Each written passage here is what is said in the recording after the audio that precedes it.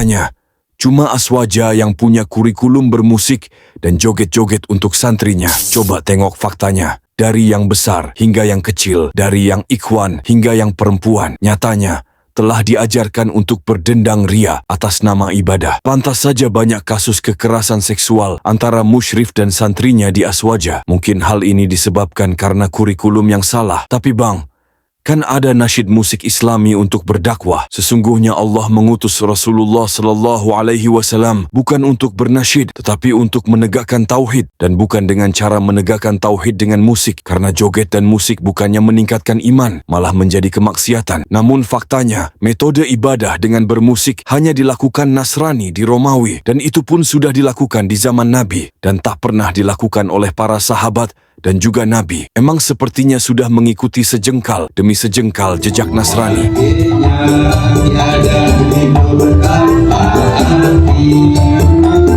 Dan akhirnya sekte New Green Tea pun mau ikut-ikutan solawatan dengan band musik seperti di gereja.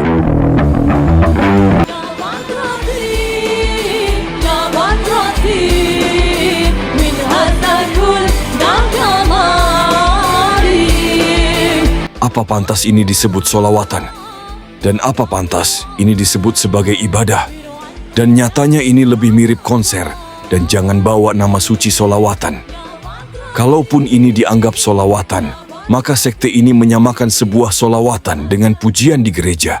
Dan sesungguhnya, yang beribadah dengan musik adalah Nasrani. Nasrani beribadah dengan menggunakan musik dan Aswaja bersolawat dengan konser musik. Kenapa bisa sama? Benar kata Rasulullah sallallahu alaihi wasallam, kiamat tidak akan terjadi hingga umatku mengikuti jalan generasi sebelumnya. Lalu ada yang menanyakan pada Rasulullah, apakah mereka itu mengikuti seperti Yahudi dan Nasrani di Romawi? Beliau menjawab, selain mereka, lantas siapa lagi? Hadis Bukhari. Memang, seolah Aswaja tak akan pernah memisahkan antara musik dengan sebuah ibadah. Karena hal ini pernyataan Nabi SAW. Sungguh benar-benar akan ada di kalangan umatku sekelompok orang yang menghalalkan alat musik, dan diriwayatkan oleh Imam Bukhari secara mu'alaq. Kami hanya ingin mengingatkan bahwa dengan membaca dan mendengarkan lantunan Al-Quranlah hati kita akan hidup dan tertata, karena inilah yang disyariatkan, bukan musik yang dibalut solawatan.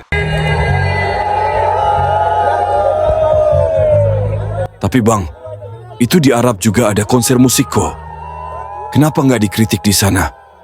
Abangku, di Arab sudah ada ulama yang mengingatkan. Sedangkan aneh berasal dari negeri ini dan harus sampaikan qala Allah dan qala Rasul di sini. Orang di Arab itu banyak bang.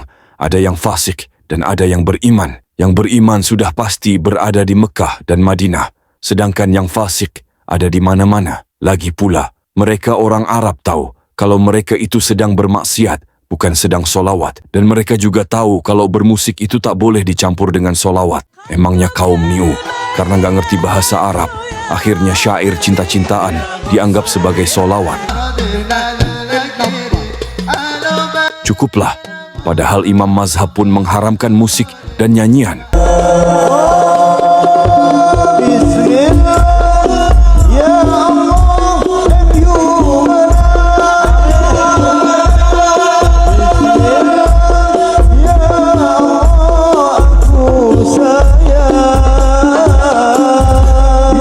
Memang kaum Aswaja selalu ada-ada saja. Mereka sering katakan ini adalah acara ibadah solawatan. Tapi nyatanya solawat model macam apa yang inginkan setan merah menang? Mending dukung Liverpool gak sih?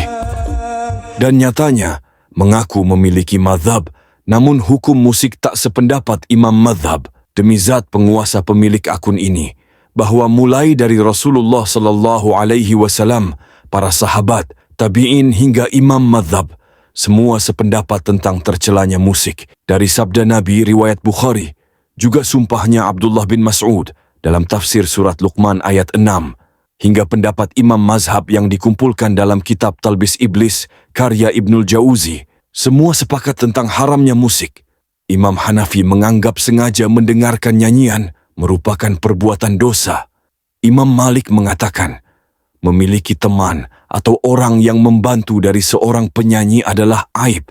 Bahkan Asy-Syafi'i berkata, seorang yang kecanduan dengan nyanyian, maka persaksiannya tertolak. Dan Imam Ahmad mengatakan, nyanyian bisa menumbuhkan kemunafikan. Jadi bermazhab bukan seperti prasmanan yang bisa diambil pendapat sesuai kesukaan. Dan jangan sampai ada yang mengatakan, "Tapi bang, ngomong-ngomong ente kan pakai HP, yang pasti di dalamnya ada musiknya dong." Alhamdulillah Allah Ta'ala telah menganugerahkan kepada kita sebuah akal dan pabrik HP telah menciptakan yang namanya volume. Dan seorang yang cerdas pasti bisa mengambil manfaat sebuah handphone agar bisa digunakan yang tak melanggar syariat. Lagi pula bedakan antara mendengar dengan terdengar. Mendengarkan sudah pasti menikmati, dan itulah yang dilarang. Sedangkan terdengar bukanlah niat untuk menikmati. Seorang bisa ingkari baik dengan tangannya, lisannya, ataupun hatinya, dan itulah bentuk pengingkaran yang dianjurkan. Dan entar ada lagi yang bilang, musikan tergantung liriknya. Ada musik yang membawa kepada kebaikan, dan itu adalah sebagai jalan dakwah. Maka kami katakan, oh, gitu ya, tengok ini. Itu kenapa ada perempuan dilingkari begitu? Padahal musiknya religi yang katanya mengantarkan kepada kebaikan. Katanya musik adalah jalan untuk berdakwah, terutama untuk kalangan muda. Tapi ternyata kemaksiatan yang melanda. Lihat saja ini.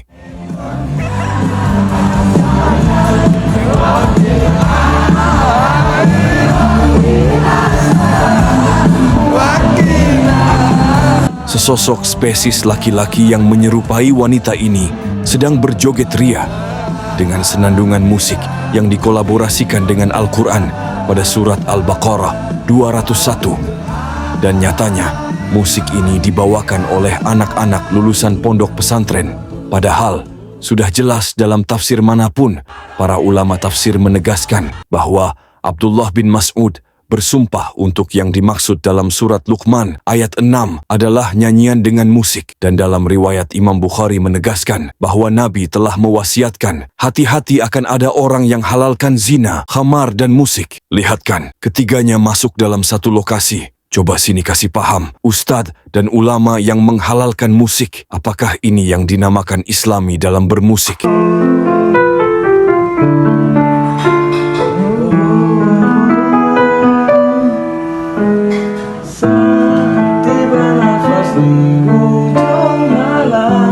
Ustadz, lihat nih Ustadz, akibat musik dihalalkan, akhirnya Al-Quran dipermusikan.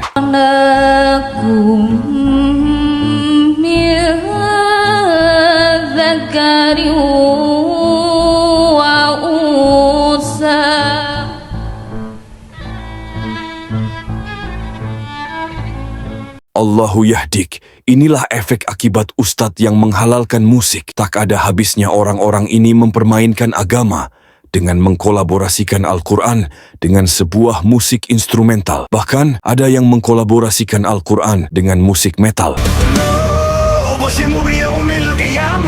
Bukankah semua ini adalah bentuk penistaan? Allah Ta'ala berfirman dalam surat At-Taubah, jika kamu tanyakan kepada mereka tentang apa yang mereka lakukan, tentulah mereka akan menjawab, sesungguhnya kami hanyalah bersenda gurau dan bermain-main saja. Katakanlah, apakah dengan Allah, ayat-ayatnya serta Rasulnya kalian berolok-olok? Ustadz yang menghalalkan, lebih baik sekarang perbaiki karena di akhirat tak ada klarifikasi.